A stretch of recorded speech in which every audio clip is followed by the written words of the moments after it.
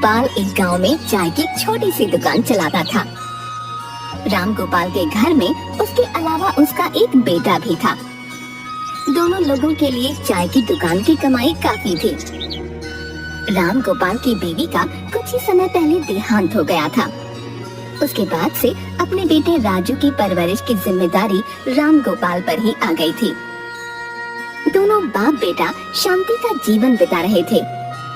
राजू 9वीं कक्षा में पढ़ रहा था और पढ़ाई में बहुत तेज था। बस इसी तरह उन लोगों का जीवन बीत रहा था कि तभी गांव में राम गोपाल की दुकान के पास एक नई चाय की दुकान खुल गई। पास के गांव से मनोज नाम का एक व्यक्ति उस गांव में आया और उसने ये नई चाय की दुकान खोली। राम गोपाल ज्यादा लालची नहीं था, इसलिए उसे अपनी दुकान के पास एक और दुकान खोलने का कोई खास दुख नहीं हुआ। राम गोपाल अपनी दुकान पर ग्राहकों से बहुत अच्छी तरह पेश आता था। एक दिन राम गोपाल की दुकान पर गांव का एक व्यक्ति आया और बोला, अरे राम गोपाल भैया, ये जो नई दुकान खुली है, क्या तुम इस व्यक्ति को जानते हो? हमारे गांव का तो नहीं लगता। नहीं भैया, मैं तो इसे नहीं जानता। मैंने भी इसे पहली बार ही यहाँ देखा है। शायद पास के किसी गांव से यहाँ आया होगा। इस पर वह व्यक्ति बोला, पर भैया, उसने तो तुम्हारी दुकान के साथ ही चाय की दुकान खोल ली है। अब तुम्हारी बिक्री पर इससे फर्क पड़ेगा? देखो भैया, भगवान की कृपा से मेरी दुकान गांव में बहुत पुरानी है और काफी लोग मुझे जानते भी तो हैं। मेरा गुजारा तो ठीक ही चल रहा है। अब बाकी जिसकी किस्मत में जो है उसे मिलने से कोई रोक नहीं सकता। मेरी किस्मत का जितना काम और पैसा होगा वो तो मुझे मिल ही जाएगा, इसलिए चिंता किस बात की। राम गोपाल इसी तरह खुश रहा करता था और किसी चीज की ज्यादा चिंता नहीं करता था। कुछ दिन बीतने के बाद मनोज की दुकान पर ग्राहकों का आना शुरू हो गया। मनोज थोड़ा चालाक व्यक्ति था। उसकी दुकान पर जो भी पहली बार आता उसे वह चाय मुफ्त में पिलाता था। अरे गांव के लोगों, मेरी दुकान पर जो भी पहली बार आएगा उसे मैं चाय मुफ्त में दूंगा। यदि आपको चाय अच्छी लगे तो आप दोबारा मेरी दुकान पर आइएगा। इस तरह लोगों को रिझाने के लिए वो तरह तरह के तरीके अपनाता रहता था। उसने अपनी दुकान पर शहर से लाकर कुछ खाने पीने की नई नई चीजें भी रखी हुई थीं, जिससे कि गांव के लोग आकर्षित होकर उसकी दुकान पर आते थे। मनोज की दुकान में लोगों को कुछ अलग तरह का स्वाद आता था और लोग उसकी दुकान पर बार बार आना पसंद करने लगे। मनोज की बिक्री देखते ही देखते बढ़ने लगी और राम गोपाल की दुकान पर ग्राहक कम होने लगे। गांव के लोग आपस में बातें करते, अरे भाई, ये मनोज की दुकान की चाय तो मतलब बहुत ही बढ़िया है। मन करता है कि रोज ही उसकी दुकान पर जाकर चाय पिया करे भैया। हाँ भैया, बिल्कुल सही कह रहे हो। इसकी दुकान पर आकर चाय ना पी ली जाए तब तक मन नहीं मानता भैया। गांव में सभी लोगों को इसकी चाय बहुत पसंद आ रही है, तभी तो देखो इसकी बिक्री दिनों दिन बढ़ती जा रही है। मनोज की दुकान से जो लोग भी चाय पीते थे वो उसी की दुकान पर चाय पीना पसंद करते, क्योंकि उसकी दुकान की चाय का स्वाद लोगों को बहुत अच्छा लगता था। देखते ही देखते राम गोपाल की दुकान की बिक्री कम होने लगी। अब राम गोपाल को चिंता सताने लगी कि यदि ऐसे ही चलता रहा तो उसका घर चलाना भी मुश्किल हो जाएगा। आखिर घर खर्च के पैसे और बेटे की पढ़ाई का खर्च आएगा कहाँ से? राम गोपाल काफी चिंतित रहने लगा। इसी चिंता में वह एक दिन घर पर उदास बैठा कुछ सोच रहा था। तभी उसका बेटा राजू वहाँ आता है और कहता है, क्या हुआ पिताजी, आप ऐसे उदास क्यों बैठे हैं? कोई परेशानी है तो मुझे बताइए। नहीं बेटा, कोई परेशानी नहीं है, तुम चिंता मत करो। राम गोपाल राजू से कुछ नहीं कहता, परंतु कुछ दिन बीत जाने के बाद गांव के एक व्यक्ति से राजू को पता चलता है कि उसके पिताजी की दुकान के पास है एक नई चाय की दुकान, जिसकी वजह से उन लोगों की दुकान की बिक्री बिल्कुल कम हो गई है।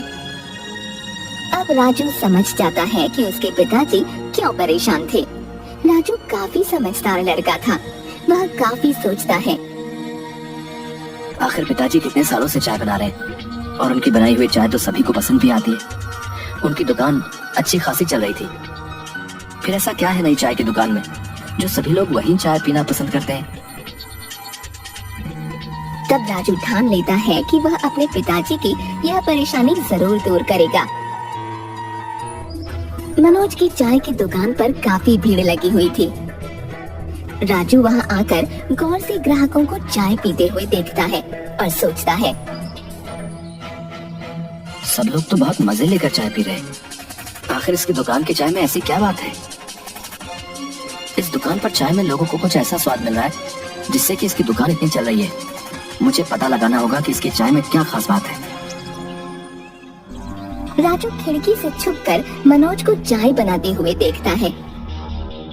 राजू बहुत गौर से मनोज को देख रहा था। उसने चाय में सारी वही चीजें डाली जो कि हर जगह चाय में डलती हैं। परंतु आखिर में उसने नीचे से एक हरा डिब्बा निकालकर उसमें से कुछ पाउडर सा चाय में डाला और वो डब्बा छुपाकर नीचे ही रख दिया। ये सब देखकर राजू को कुछ अटपटा सा लगा।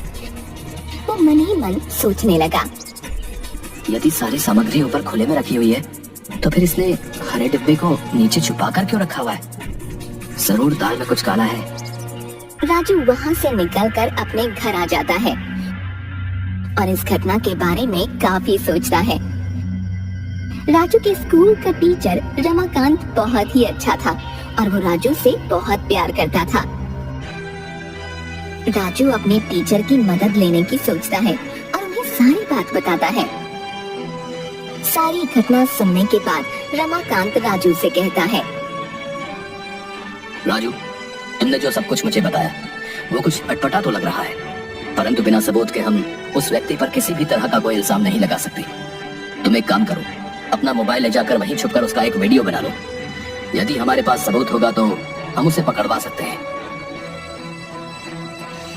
जी सर, आप बिल्कुल ठीक कह रहे हैं। मैं कल ही छुपकर उसका वीडियो बना लूंगा। अगले दिन राजू पूरी तैयारी के साथ मनोज की दुकान पर जाता है और वही खिड़की के पास छुपकर खड़ा हो जाता है। मनोज की दुकान पर ग्राहकों की इतनी भीड़ होती है कि उसे कुछ पता नहीं चलता कि कोई उसे छुपकर देख रहा है। वह रोजाना की तरह ही चाय बनाने में व्यस्त था। पहले दिन की तरह ही मनोज ने चाय बनाने के बाद नीचे से हरा डब्बा निकालकर चाय में कुछ डाला और वो डिब्बा छुपाकर वहीं रख दिया। इस सारी घटना का वीडियो राजू ने बना लिया और वैसे ही अपने टीचर के पास गया। सर देखिए, मैंने वीडियो बना लिया है। आप ध्यान से देखिए कि मनोज इसमें छुपकर डिब्बे से क्या निकाल रहा है। रमाकांत उस वीडियो को ध्यान से देखते हैं और कहते हैं, हाँ राजू, तुम ठीक कह रहे थे। कुछ ना कुछ तो गड़बड़ है, जिस तरह से यह डिब्बा इतने नीचे छुपा कर रखा हुआ है। पर राजू, इसमें दिख नहीं रहा कि वो क्या चीज है। जब तक हमें ये पता नहीं चल जाता कि वो कोई गलत चीज है, तब तक हम किस तरह उसे पकड़वा सकते हैं। देखने में तो ऐसा ही लग रहा है कि जरूर कोई ना कोई गलत चीज है। हमें पक्के सबूत के लिए वो पाउडर हासिल करना होगा। यदि तुम हिम्मत दिखाओ तो ये काम हो सकता है। तुम उसकी दुकान पर जाकर मनोज की नजर से बचकर वो पाउडर का सैंपल ले आओ। पहले हम उसकी जांच करा लें।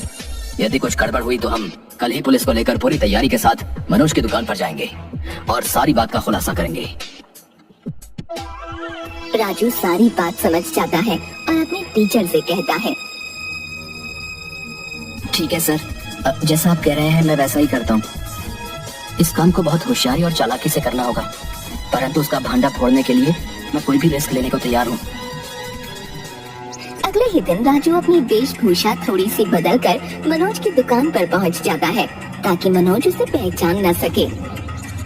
उसकी दुकान पर काफी भीड़ होने के कारण राजू काफी देर इंतजार करता है और जैसे ही मनोज बाहर ग्राहकों से पैसे लेने में व्यस्त होता है, तुरंत ही राजू उस डिब्बे में से थोड़ा सा पाउडर निकालकर रुमाल में रखकर उसे अपने थैले में रख लेता है। मनोज को किसी तरह का कोई शक नहीं होता। राजू का काम हो गया और वो तुरंत वहाँ से निकलकर अपने टीचर के पास जाता है और उन्हें वह पाउडर दे देता है। पाउडर की जांच करने पर पता चलता है कि वह नशे का पदार्थ है। बस फिर क्या था, अब तो सबूत मनोज के खिलाफ था। उसे अपराधी घोषित करना मुश्किल नहीं था। अगले दिन राजू अपने टीचर रमाकांत और पुलिस के साथ मनोज की दुकान पर पहुंच जाता है। मनोज अचानक पुलिस को वहां देखकर काफी घबरा जाता है और उनसे कहता है, अरे साहब, आइए आइए बैठिए, मैं आपके लिए बढ़िया सी चाय बनाता हूँ। अरे नहीं भाई, हमें कोई चाय वाय नहीं पीनी, हम तुम्हारी दुकान की तलाशी लेने आए हैं। मेरे दुकान की तलाशी पर क्यों? भला करीब से चाय वाले की दुकान पर ऐसा क्या है जिसकी तलाशी आप लेना चाहते हैं? अरे तुम यहाँ से बाहर निकलो, अभी सब पता चल जाएगा। राजू के बताए अनुसार पुलिस वाले उस जगह की हर चीज की तलाशी लेने लगते हैं और जैसा कि वीडियो में रिकॉर्ड हुआ था, वहाँ एक हरा डब्बा मिल जाता है। पुलिस वाले जैसे ही उस डब्बे को खोलते हैं, उसमें एक सफेद पाउडर मिलता है। अरे ये क्या है? इसको देखने से तो ऐसा लग रहा है कि ये कोई नशे का पाउडर है। अरे दुकान पे क्या रखा है ये? आखिर चाय के दुकान पर इस पाउडर की क्या जरूरत है भाई? जी जी जी, ये कुछ नहीं है, कुछ नहीं है।